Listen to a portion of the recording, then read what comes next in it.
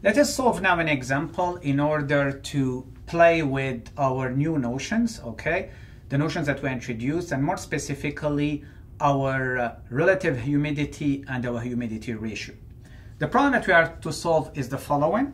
So we have air at 25 degrees C and 100 kilopascal in a room, okay? So basically I will be picking the room where I am for the moment. Has a relative humidity of 60%. So basically your air is at 60% of its capacity, okay? What we have to calculate, the humidity ratio, our omega. We have to determine the dew point temperature. And interestingly enough, we have to get the mass of the water vapor in our air surrounding us. The dimensions actually of the room here are typically 5 meters cross 10 meters cross 3 meters. So this will give us our actual volume, but you can try actually and redo the calculations for the different volume if you want. So this is what we are having. So in our example, so what do we know? We know that the temperature, so well, this will be our dry bulb temperature. This is the actual one, okay? 25 degrees C. What we also know is that the pressure, this will be the pressure of the mixture, 100 kilopascal. Okay, it's not the partial pressure of the air and the partial pressure of the water vapor. It's the sum of the two that gives you this. The volume, okay, in this room will be 150 cubic meters. And we have the relative humidity of 60%. Okay, so our air surrounding us here can still actually take more water until it reaches saturation of 100%. What we have to get, we have to compute first the humidity ratio. So A, humidity ratio. You remember that the humidity ratio is our omega.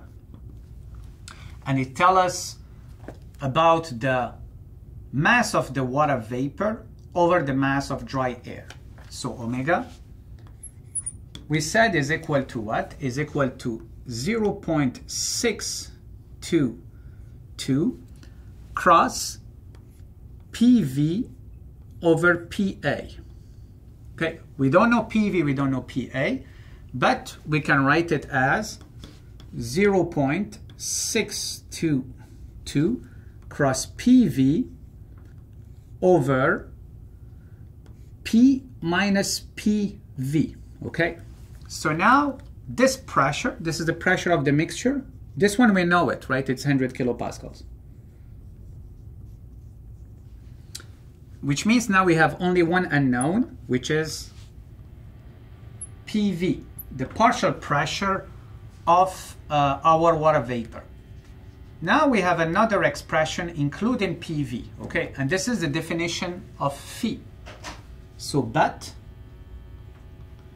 by definition, we know that phi is equal to what? Is equal to PV, what we are looking for, over the saturation pressure, okay, at temperature T.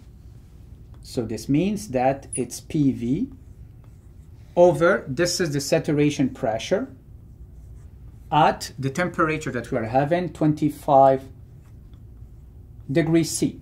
So what does it mean? This means that if we get this from a table, we know this one is equal to 60%. We can get this one. If we get PV, we can replace it here and we get omega, okay? So from where now we can get this value of PG at 25 degrees C, we can get it from water table. So from water table, basically the same table we have been using in since thermodynamics 1, right? So PG at 25 degrees C is equal to what? Is equal to Psat at 25 degrees C. And this will give us a value of 3.169 kilopascals. Now in PG, we can get PV, the partial pressure of our water vapor, as equal to phi cross PG at 25 degrees C. We know that phi is equal 60%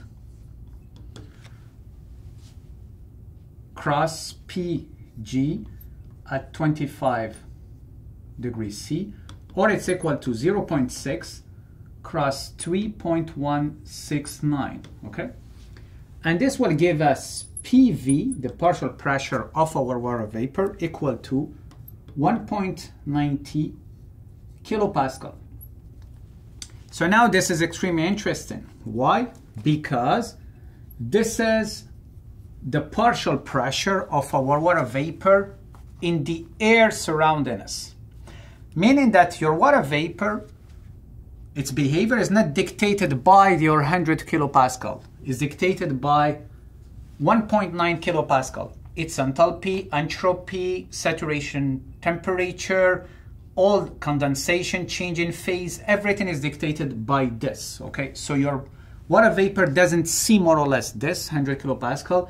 It just follows the behavior dictated by its partial pressure. We have PV that we can now easily inject here, okay? So now we can write that our omega, this is what we are looking for, is equal to what? Is equal 0.622 cross PV over P, which is the 100 kilopascal, minus PV, okay, that we just calculated. So this is 0.622 cross 1.90 over 100 minus 1.90. And this will give us a value of omega of 0.01205, okay? Here it has a specific and interesting unit, okay? You see that omega, we define it actually as the ratio of the mass of water vapor over the mass of dry air. So typically, like, both of them are masses, so typically this one shouldn't have a unit. But we have to be careful because here we are dealing with two different substances. So therefore we'll be writing kilograms of water vapor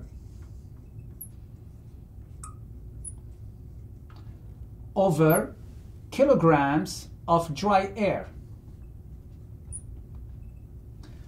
The second thing that we will have to get is the dew point temperature.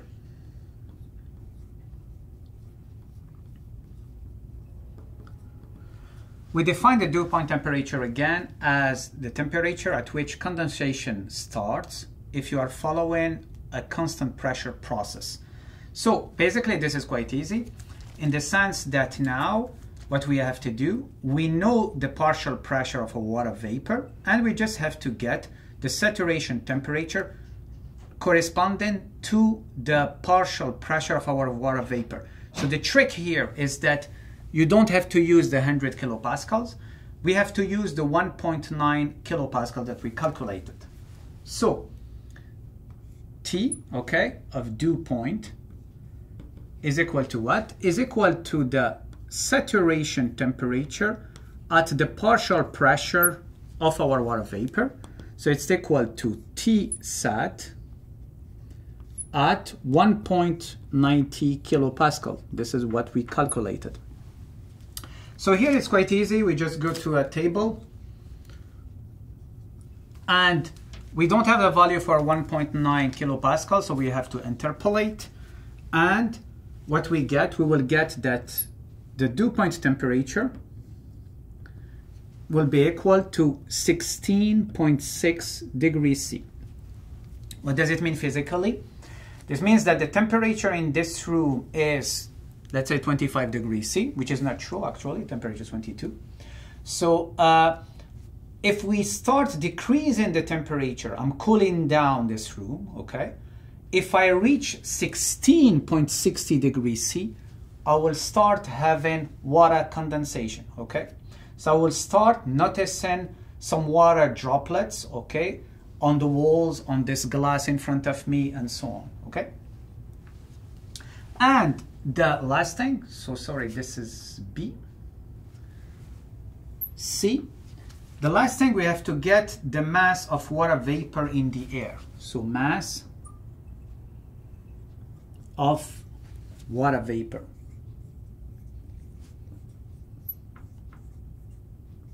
In the air surrounding us. So the property that will give us an idea on the mass of water vapor is our omega, okay? This is the the humidity ratio, okay? So we know that omega, by definition, is equal to what? Is equal to the mass of our water vapor over the mass of our dry air, okay? From here, we can write that the mass of our water vapor is equal to what? Is equal to omega cross the mass of our dry air. So, meaning that the mass of our water vapor is equal to omega. Remember, we calculated omega in part A. Cross, what is the mass of our dry air? Dry air, we assumed it as an ideal gas. So therefore, we can write it's equal to P of dry air cross the volume occupied by dry air, the air, so this is why we had to calculate this volume, over gas constant for dry air over temperature over 25 degrees C, we convert it to Kelvin. So MV is equal to omega. Do we know the partial pressure of our dry air? Actually, we don't, okay? But what do we know? Following Dalton's model, this guy will be equal to P minus PV, okay? P being the total pressure of the mixture, 100 kilopascal. So, meaning that now we can write it as P minus PV. PV is 1.9, cross the volume that we are having here over gas constant for dry air over temperature. And ultimately, this gives us omega was 0.01205 cross